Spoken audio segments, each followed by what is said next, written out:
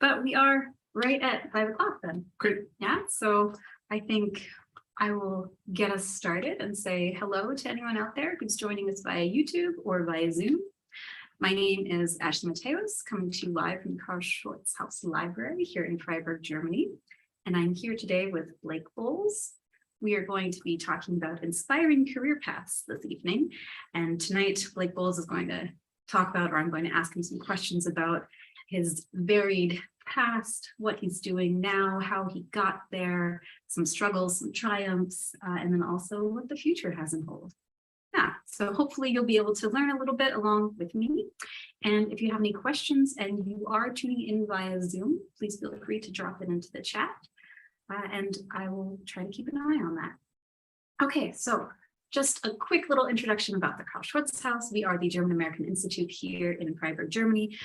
We offer a diverse cultural program, English language courses for all ages, as well as an all-English library here. We are a nonprofit institute, and our goal is to facilitate a transatlantic discourse from all areas, ranging from politics to literature, to business, really everything. And I'm in charge of our English language courses for adults and companies, as well as our German American business community, which is what brings us here tonight to talk about career paths. To give a very brief introduction to Blake, we met about 2.5 years ago, maybe. And he is an American originally from California, and he has founded or co-founded Unschool Adventures. Both correct. Yes. And as well as is the author of a couple of books, including Why Are You Still Sending Your Kids to School? I think is the latest one. Yeah. And he also has a couple of teenage trips planned, or I don't know how you would categorize them. Yeah, teen adventure programs. There we go. Yeah. Teen adventure programs. Yeah. And so first, let's get into you, Blake. Would you like to give any other info about yourself in a nutshell before heading into the interview?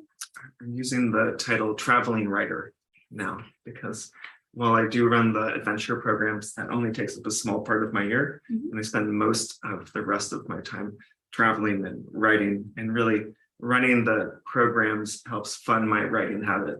That's the honest way that it works. And so I consider myself a writer first and an organizer of camps and programs second, but that second part does pay the bills. Okay, I see. Yeah. And you are in Germany now just for December? I'm in Europe for a few months, and I'm here in Freiburg for the month of December, just to visit friends. Okay, so now is just kind of a social friendly visit, and you don't have anything in the works that you're doing right now? I mean, there's a lot of Well, in Freiburg specifically, no. Okay, all right, yeah.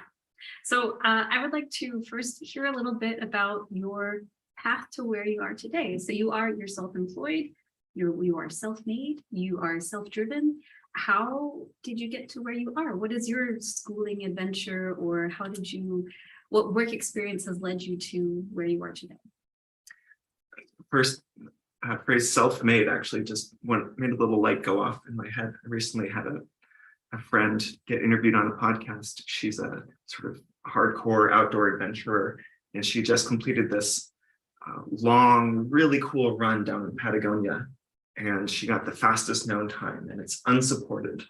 And in this interview, she said, yes, it's unsupported, but I was heavily supported along the way.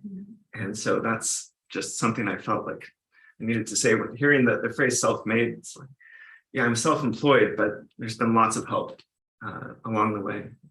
I don't know how far back you want to go, but yeah, tell me about the support system, because I also think that's what you need in order to move up, to get on your feet. You do need a strong support circle or network. Yeah, my parents have always been highly supportive, even when I've chosen really weird paths.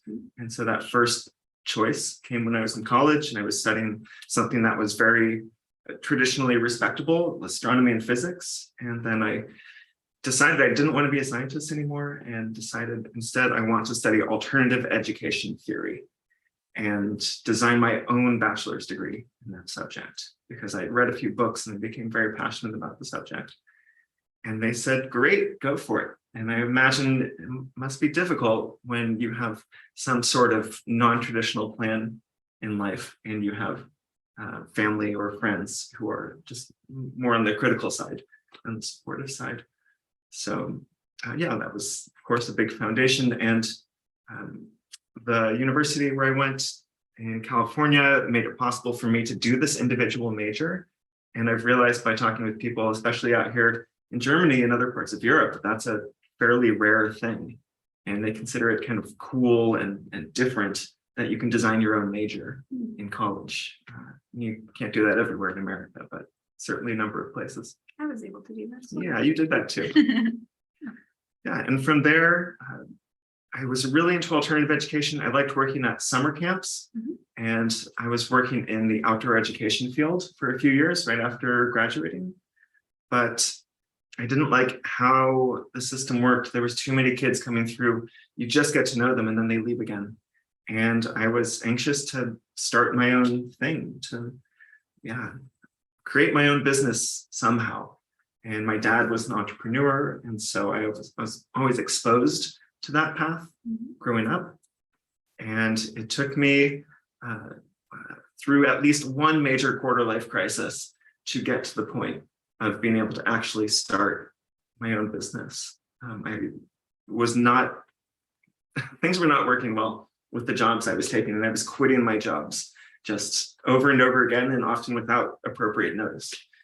And I ended up more or less running away to South America for 3 months when I was 24. And that was a big eye-opening experience. And I came back and I decided I wanted to keep traveling. I wanted to go back to South America specifically. And I wanted to do it with groups of teenagers, kind of like the summer camps where I had worked, except I would bring a smaller group of teens. We would go travel together. And then I would be the one making all the rules instead of working for someone else. And so I ended up applying to work for a gap year trip leading company. I got rejected. And then I emailed the director of that company who had interviewed me. And I said, hey, maybe I'll just start my own trip leading company. Can you help me? And to my unending delight and surprise, he said yes. And he just coached me into getting my own small international trip leading company off the ground. Wow, that's really fortunate. Very fortunate. Lots of support in this unsupported path. Yeah, for sure. Would you, considering how, I don't want to say how messy it was, but how maybe difficult or how much struggle you had with it, would you have changed anything, any way that you went about it? I find that question very hard to respond to, because the situations that I was in, I was driven by very strong emotional forces. And I'm not sure how I could have processed those quite differently. And honestly, if I had stuck out these employment situations that did not feel right to me, inside me, and I told myself to just stay focused and keep your head down and don't upset anyone, don't quit a job without giving lots of notice, then maybe it would have taken me a lot longer to get to the path that I'm on now, that I find very satisfying. Who knows, Ashley? It's like, yeah, maybe I would have discovered a wonderful, normal, full-time, employed job, and that would have been fine too. I don't think that's likely, though. I think I need to be self-employed. And can you tell me a little bit more about what one of these adventures is like? So, for example, an adventure in South America that you have done in the past? Yeah, well, that very first trip I led to Argentina in 2008, brought a group of 9 teenagers, myself and one other friend of mine, another trip leader. And we spent 6 weeks down there, 2 weeks in Bariloche, which is this sort of mountain destination town where they were doing homestays and Spanish classes. And then we just explore and go hiking in the afternoons. And then 2 weeks of student design travel. So we gave them the budget and some parameters. And we said, where are we going to go? We ended up at some very interesting places, not least a Hare Krishna farm outside of Greater Buenos Aires. Wow, and that's something that the students chose. Yeah, they discovered and took us there. Okay. And then 2 weeks in Buenos Aires, staying in rented apartments, taking tango classes, and exploring the city. Okay. Yeah. Wow. What do you think the biggest obstacle is then in creating a program like this or taking that step? Like creating the company in the first place? in the first place? Ah. Well, something that I thought about earlier today was I'm very fortunate that starting a travel company in the United States is an unlicensed field. Mhm. And so I did not need anyone's permission to get started. In the same way, I didn't need anyone's permission to become a writer or a podcaster or a speaker, anything like that. And when I talk with people here in Germany, and sometimes they contemplate doing something similar, they're like, but you have to go through some sort of rigorous licensing or training program or pay some significant fees. And so that was definitely a benefit. And that made it a lot easier to experiment with my time and the little money that I had saved up when starting on school ventures. And I think just having friends who also like to do the kinds of adventures and travel that I like to do, who I met through working at summer camps. Like, it was crucial that I worked for a few other people and was associated with some really good organizations for some years before trying to do my own thing. I think if I just tried to do this straight out of college without any network, without any reputation at all, it would have been difficult, if not impossible. Okay. Well, yeah, that's another really good point too about building this network. So at the time you were in California, then trying to build up this network, has that then since stemmed out of California? Do you have good connections in South America? Do you have good connections here in Germany? Well, this is what's cool about owning a travel company. I have this excuse to just keep traveling and to go back to places and go to new places. And I like to make friends where I go. And so I do have friends in Argentina that are helping me set up this program that I'm going to be running early next year. I know some people in Berlin. I'm hoping to run a program there late next year. And so it does help. It is important. And the writing and speaking that I've been doing in the alternative education space has also proved itself rather important for having this network to get feedback on my ideas from, to say, does anyone know someone over here or someone who's doing something in this field? And so it's been this nice self-reinforcing cycle, a virtuous circle with the speaking and the writing and the trip leading. They all sort of feed into each other in a nice way. Okay. Yeah. And do you ever get any teachers or aspiring adventure coaches, travelers that want to join you or perhaps shadow you on these trips? So not necessarily the teenagers that would be participants, but just somebody to come along to see how you do what you do. That's interesting. I haven't had quite that pitch.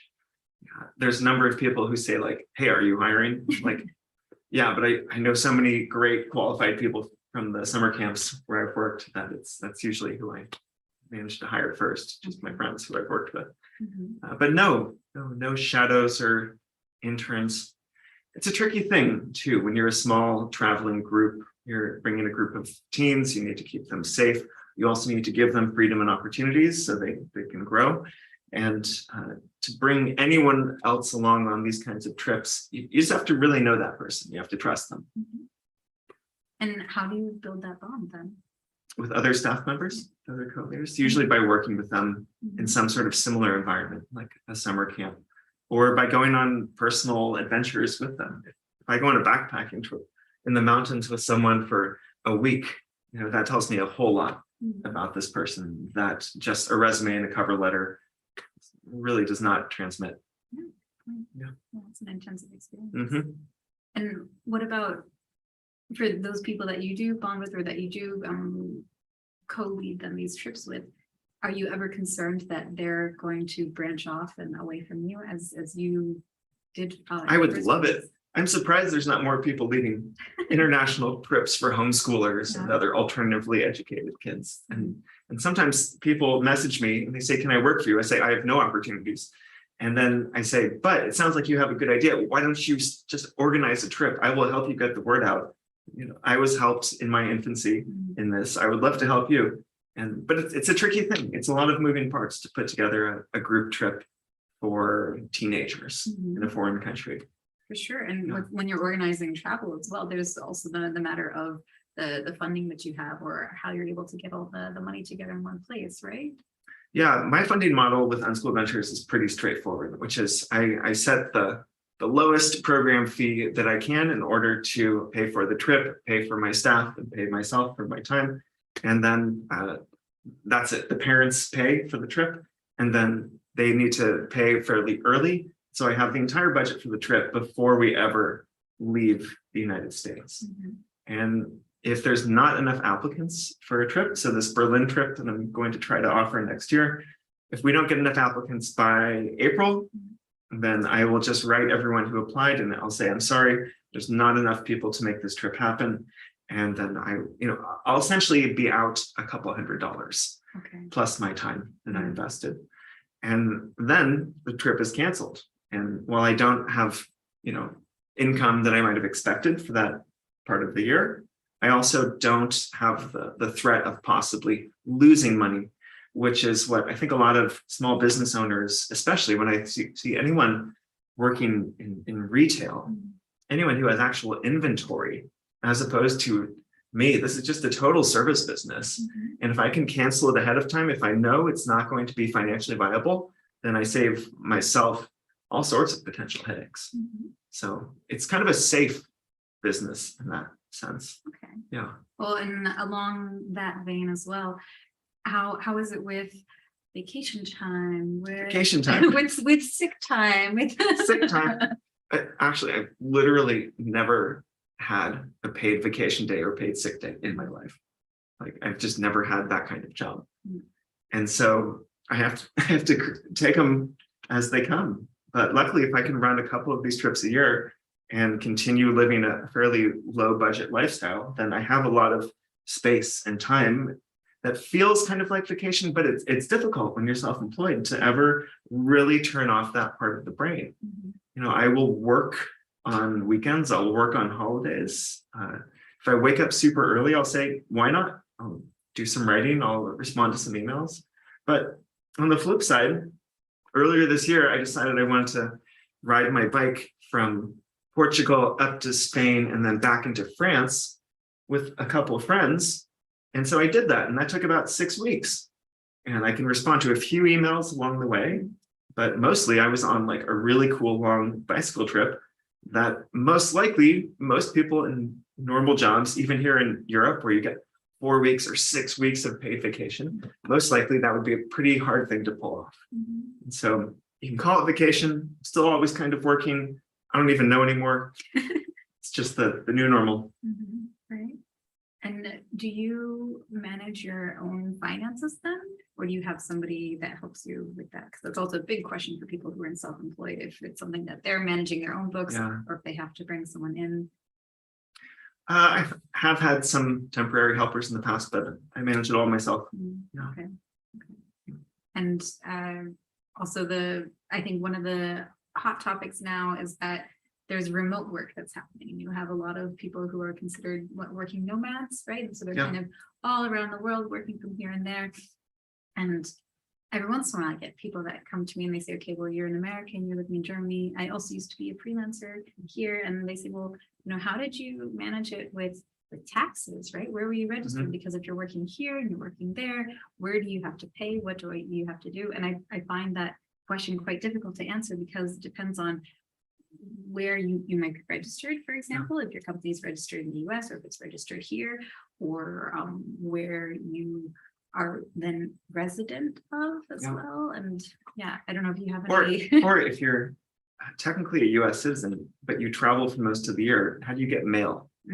Once I was taking mail at a friend's house, and a notice from the IRS came. They thought I hadn't paid enough taxes. I had, but it still was very threatening. And if you don't pay this by this date, then you pay twice as much. And I didn't see that for 3 months because I just didn't check mail, and my friends weren't opening mail for me. But after that came and I panicked, and then we sorted it all out, I realized, okay, I need to have a more reliable solution for this. So I have a virtual mailbox now. And so I get an email whenever I get a piece of mail. They scan the front of it. I can tell them to open it up, scan the interior contents. They can forward it, they can shred it, they can deposit checks for me. So that's been very helpful. Wow. Yeah. Okay. That sounds very helpful. Yeah. Just Google virtual mailbox. You'll. I did not know such a thing existed. And the tax stuff was a bit intimidating in the beginning, but I just declare myself a resident of California. That's where I am most often when I'm in the US. My company is registered in Colorado because my lawyer advised me to have an adventure company in Colorado because there's lots of adventure companies there. And so it tends to be a more friendly environment in case you get sued. Mm. And the virtual mailbox is in Michigan. Okay. Now you know everything. Spread out. Yeah. Yeah. Okay.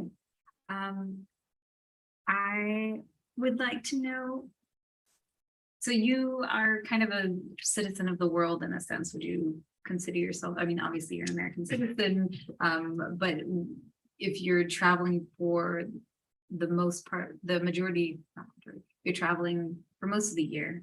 Yeah. And where do you still call California home? Do you call Colorado home? Do you? Not Colorado. you have a There's place? many homes. Do I have a place? Yeah. If that question means, am I paying for a lease or do I own property somewhere? The answer is no. Mm. And so it's really, yeah, when people say digital nomads, I guess I fall into that category. Mhm. But for example, here in Freiburg, I'm staying in a lovely apartment with one housemate for a month. I found this housemate on WG gesucht, and it's in a furnished room, and it's great. And I have a bike, and so I have everything I need here. And sometimes I go and I stay with friends. Sometimes I'm paying for accommodations, and it is a constant pattern of migration. And there have been moments when it's felt a bit exhausting.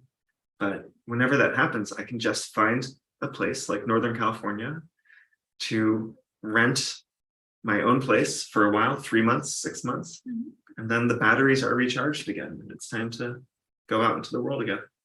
Okay. Yeah. How do you know that being a nomad is for you?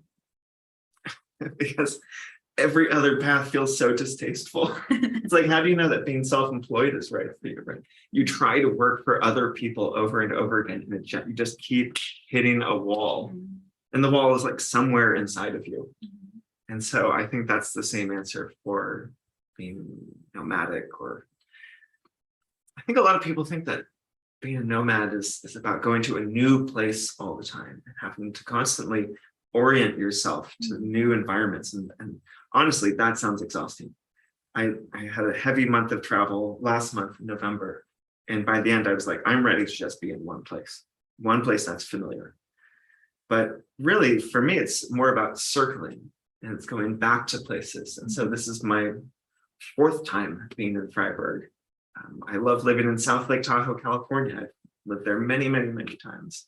And so it's not always new. It's a lot of old places, revisiting friends, family, and then branching out from the circle like a hub and spoke model. Okay. Yeah. Okay.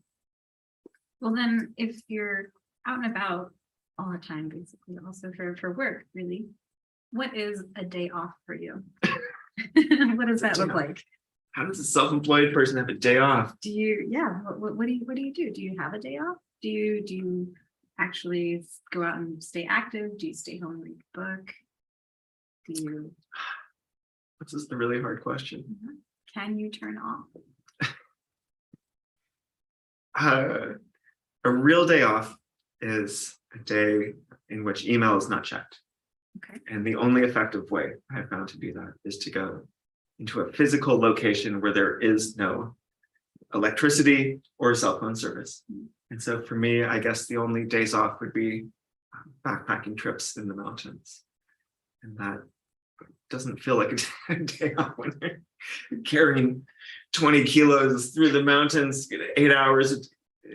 But it's a form of elected suffering. And so it still feels like relaxation. And a form of elected suffering. Could you speak a little bit more to this?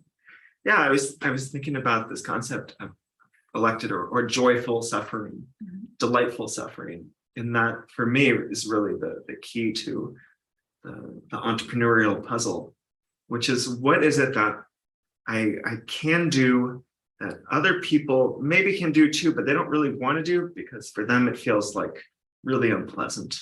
But to me, I realize that it's difficult, but it's also like a fun kind of problem. It's hard fun. And so working at summer camps was something that I realized, first of all, not many people want to be a summer camp counselor. And many perhaps saw a movie about being a summer camp counselor. They do it for one summer and they say, okay, sleeping in a tent for 7 weeks and dealing with all these kids, this is not, one and done. That's enough suffering.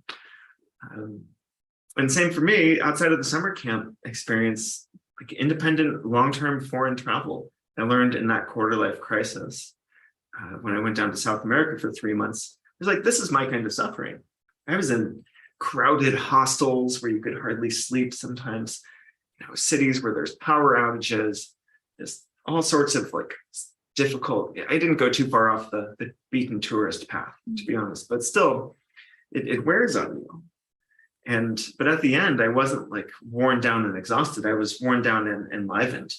And so that was, I think, an indicator that this is a field I should spend more time in. I'm not a fan of turning every passion into an entrepreneurial project. I think that there are some things you need to keep just for yourself. But once I figured out that I could do the summer camp type suffering with the long distance travel type suffering and just sort of combine those together and then work with a fairly well-defined niche audience, which are these alternatively educated teenagers, then I had something to offer, which was genuinely different and valuable. And for parents who said, my 16-year-old is looking for an opportunity to like make friends and go on adventures, kind of like summer camp, but bigger and longer. And just going away for 1 week is not enough for my kid. It's actually very difficult to find solutions to that problem and to offer something like that yourself as a parent. I have many parents say, oh, can I come work with you? And I say, can you take 6 weeks off, away from everything? And they say, no, not in a million years. And so, that's how the puzzle pieces kind of fit together with my different forms of elective suffering. I have maybe 2 more distinct questions for you. Okay. One is, where do you find your audience then? Where do you find all of these alternatively schooled teenagers? How do you attract them? What do you find? Sorry, this is a multi-tiered question. One distinct question in 8 parts. Yes. What works the best? Like, does social media outreach work the best for you? Does direct contact at certain, I don't know if there are alternative schooling fairs maybe that you go to, if those exist? No. So if someone is going to trust you with their kids' lives when they're far, far away from home, they probably want to meet you first. And if they can't meet you, then they want to have some access into like how your brain works or how your world works. And so I think that's why the public speaking and the writing opportunities have been part of that virtuous circle for my self-employment journey, because that has let me come in contact with parents who might one day, maybe they have an 8-year-old when they hear me talk, but then 5 years later, maybe their kid wants to go on one of my programs. And the writing also, so whenever someone applies to one of my travel programs, one of the questions they answer is, how did you find out about this? And it's almost never like social media. It's either I have a friend who went on one of these programs, or my mom read one of your books, or my parents went to one of your talks. That's it. And so whenever I've paid money to like advertise on Facebook or on Instagram or anything else, it apparently is just thrown into the fire pit, as far as I can tell. And so doing talks, whether in person or online, like other people's podcasts, has been super beneficial. And the writing is crucial. I think without the books and the articles that I was publishing concurrently with running my adventures, it would have been difficult to get the trust of a sufficient number of parents, which might have been the difference between a trip running and a trip being canceled. And all of this could have gone sideways very easily. But here we are. And hopefully you get a lot of testimonials from the parents of Yes. the students that have. Yeah. Well, it's actually more just from the teens themselves. teens. Yeah, that's what I put on the website. Yeah, I think that also for us as a cultural institute, it seems that word of mouth, that personal connection is really what ends up bringing people to us, not necessarily what's going up on social media, but then somebody hears of somebody else. Oh, if you're looking for an English book, you can check out the library here. Oh, I didn't even know that existed. And Yeah, and when people are starting out with some sort of entrepreneurial project or self-employment idea, I noticed this trend towards creating a business plan, getting a website domain, creating a Facebook business page or Instagram business presence. And I think those are really the things that come later. I mean, those are the things that we can do to make ourselves feel like we are checking off boxes. But as far as marketing, unless perhaps you have like a very niche market that you can reach through online paid advertisements, because they're not going to see your stuff if you don't pay nowadays, then I would say find a way to connect with people in person somehow before even thinking about social media marketing. It's just such a black hole of time and money. Okay. Yeah. We have a question that has come in from the chat. Do you think that the current situation for employees, which is now somewhat more favorable due to the changes due to COVID-19, the shortage of qualified employees due to demographic changes, etc., are here to stay? Meaning that employment situations where employees have some leverage to decide whether they want to be digital nomads, work remotely, change their careers, etc., or simply start their own business? Or do you think things will eventually go back to where they were pre-2020? I think that some things are here to stay. I think that flexibility in terms of remote work, as long as you're in the same time zone, is probably more likely to be here to stay after the pandemic. Full on, you never have to come into the office ever. You can be in any time zone you want to, just deliver the results. My impression is that you still need to branch out into some sort of freelance position or consulting position in order to have that kind of freedom. And so I think there has been a positive shift that feels sticky in the same way that people were wondering after all the schools were closed for months and months in 2020, would there be more homeschoolers? It looks like things have shifted in that direction a little bit in the United States, not here in Germany. Hard to tell. Okay. Yeah. Oh, good question. Yeah, good question. Since we're at the half-hour mark, I do have one more question for you, if that's okay. And that is looking towards the future. So we've discussed your path a little bit and how you got to where you are and what you're doing now.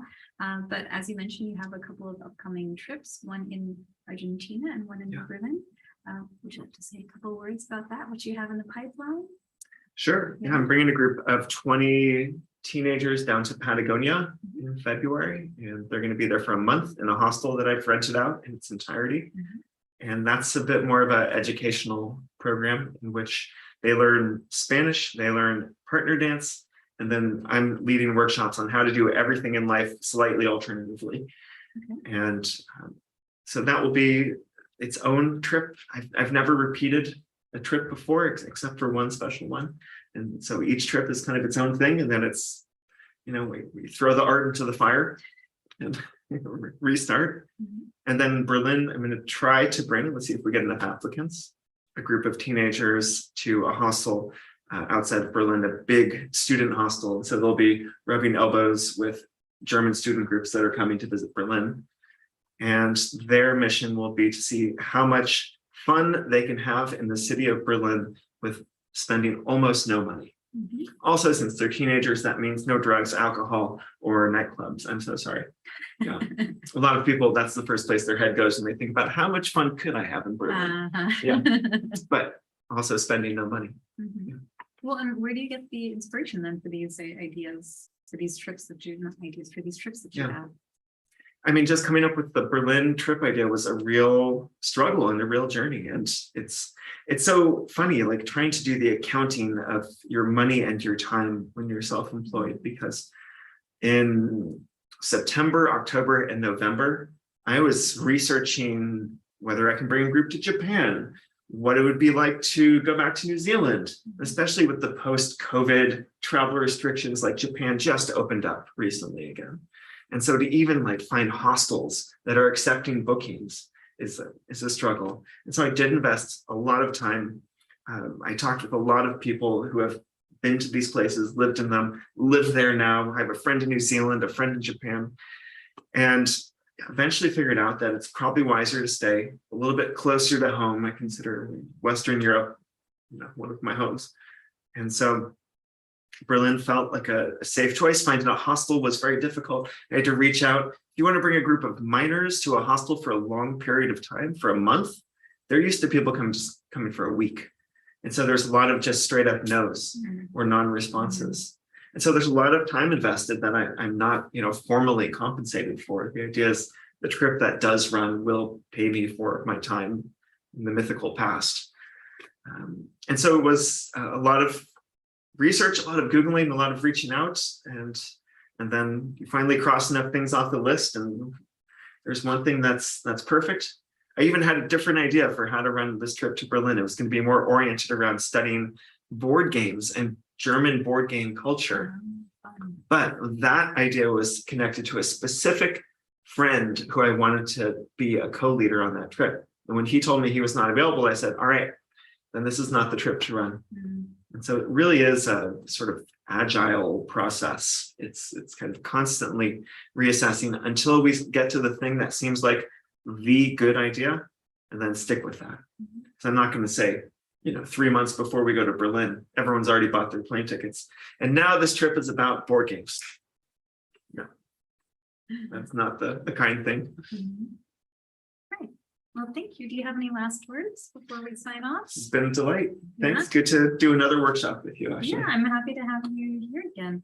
For anyone out there who is on YouTube, we actually have a recording of when Blake Boles was here 2 years ago, almost exactly, maybe.